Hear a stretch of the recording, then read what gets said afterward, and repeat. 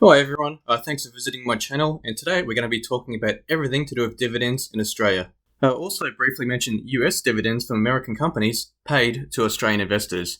So here I'll be explaining what a dividend actually is, the scheduling terminology of how dividends are paid, what a franking credit is, how dividends are worse for tax than growth stocks, dividend reinvestment plans, dividend traps, and also how dividends affect index ETFs. So first, let's talk about what a dividend actually is. Let's just say that Happy Pig Incorporated had a great year and they made $10,000 profit at the end of the financial year. And the company has 10 equal shareholders all owning 10% each. So with that in mind, each shareholder would be entitled to $1,000 each, being 10% of a $10,000 profit. And this share of the profit or the dividend will be paid out either once a year, divided twice a year at $500 each, or sometimes it's even split into 4 times a year at $250 each. But first, let's talk about the timing. Almost every new investor at some stage has had the idea to buy a share the day before the dividend date and then sell it the day after in the hopes that they can basically just snatch a dividend without actually properly owning the share. You're not the first person to think of this, and you usually find that the share price will creep up to what the dividend payout amount would be in the weeks leading up to the important day. And then as soon as the day passes, you'll find that the share price will fall by exactly what the dividend amount was. So, don't even bother trying this. So there are 4 dates that are important to know of dividends. They are the declaration date, the ex-dividend date, the record date, and the payment date. The declaration date is the announcement of the company with the amount that the dividend will be, and also what the 3 other dates will be. The ex-dividend date, which is different from the declaration date, this is the cutoff date for whoever owns a share. So if you buy an ex-dividend date on the ex-dividend date, the seller would get the dividend rather than the buyer. And this is the most important day to remember as a dividend investor. And next is the record date. This has no real relevance apart from showing your tax statements. And finally, there is the payment date. And guess what happens here? Now let's move on to franking. Some shares are franked and others are not.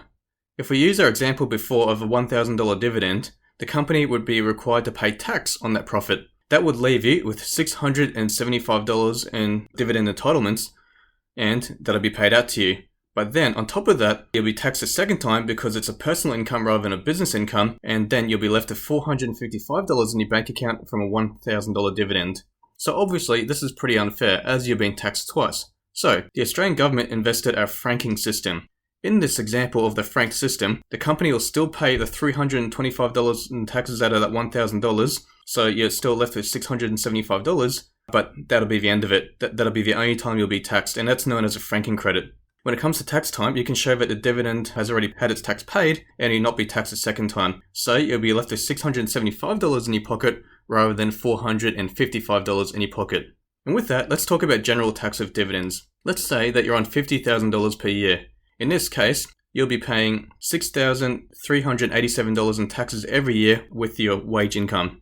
But if you receive an extra $1,000 in dividends, you'll be taxed at $6,747 or an extra $360. If they were franked dividends, you would be initially be paying a tax of $6,747 and there will not be any extra tax to pay. If, however, the shares are not franked, you will receive the $1,000 and then come tax time, you'll have to pay the $360 in extra tax rather than sort of having that pre-deducted from your dividend. Now, it's very rare that the franking credit will balance perfectly with the amount of tax that you're required to pay with your employment income with your wage. And generally speaking, the companies do try to sort of guesstimate the percentage that you should be taxed for what your wage is.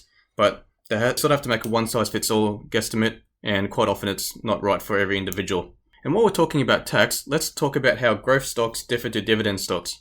If the company you invested in reinvested into its growth rather than passing on a dividend, and let's just say that your shares will grow by 10% per year rather than paying 10% of its growth in dividend cash flow every year. Now, out of that growth, you will not be taxed. You can sell the shares in a year that you'll be retired, and then you'll be taxed at a lower percentage rate as the gains will not be added to your taxable income. But let's just say that a company has a dividend reinvestment plan, a DRP, or a DRIP if you're from overseas, which is basically the same as an Australian DRP. Here, they look at your $1,000 in dividends, and then they use that to buy shares in the company again to increase your holdings. Now, from a tax point of view, unfortunately, there is no benefit to do this, as although you've not taken the cash, from the eyes of the government, you have taken the cash equivalent and you'll still be taxed for it. Furthermore, you'll have to pay the tax bill from your cash from your wage, as you won't even receive the cash from your dividend. So, the only way to not be paying tax at a high percentage on top of your wage is to invest in companies who do not pay a dividend at all. Unfortunately, DRPs will not prevent this situation for you. So, that covers dividends. But before I finish up, I want to warn you about a trap that many dividend investors fall for. This is called a dividend trap, ironically. Now, as an example, let's just say that the two companies, and they're both worth $100, and one is called Happy Pty Ltd, and the other one is called Greedy Pty Ltd. And let's just say both companies have 10% growth per year, but Happy Pty Ltd issues out 2% in dividends and reinvest 8%. This means that Happy Pty Ltd has 8% of cover, but Greedy Pty Ltd hands out the entire 10% of the dividend and doesn't reinvest anything, so that'll be 0% cover. So over time, Happy is going to be returning better dividends than Greedy because Greedy is not growing at all. Basically, you do need to think about the long term here. The companies with the highest dividends are not going to have the best growth. Now, it is tempting just to pick companies who pay the highest dividends, but bear in mind that high dividends are always at the expense of future growth of the company. Some of the most successful companies in the US share market, some of the most fast growing ones, do not pay dividends at all. An example of these are Apple, Berkshire Hathaway, Tesla, Google, Facebook, and many more. And now for the final question, which is how do dividends work if you're an index fund or an index ETF, which are made up of hundreds of businesses, and some of them pay dividends and some of them don't. Well, a minority of the dividends go towards the index fund company's overheads, and I'm in an extreme minority here, so it's not an amount worth stressing about, and the remaining money is used to pay out the investors at a schedule of 4 times a year. Now, as an index investor, I would much prefer that the money is just automatically reinvested into the growth rather than paid out to the shareholders. But to be a true index model, they need to operate this way. Fortunately, out of a 10% growth, 8% usually is reinvested in the growth and 2% is paid out into dividends. So at least it's a small amount that you don't need to stress about. So I hope that answers all your questions about dividends, and don't forget to like and subscribe and all that other stuff that people say at the end of YouTube videos. And now you're free to watch another YouTube video but you don't have to though, I'm just saying that you're welcome to. Thanks, bye.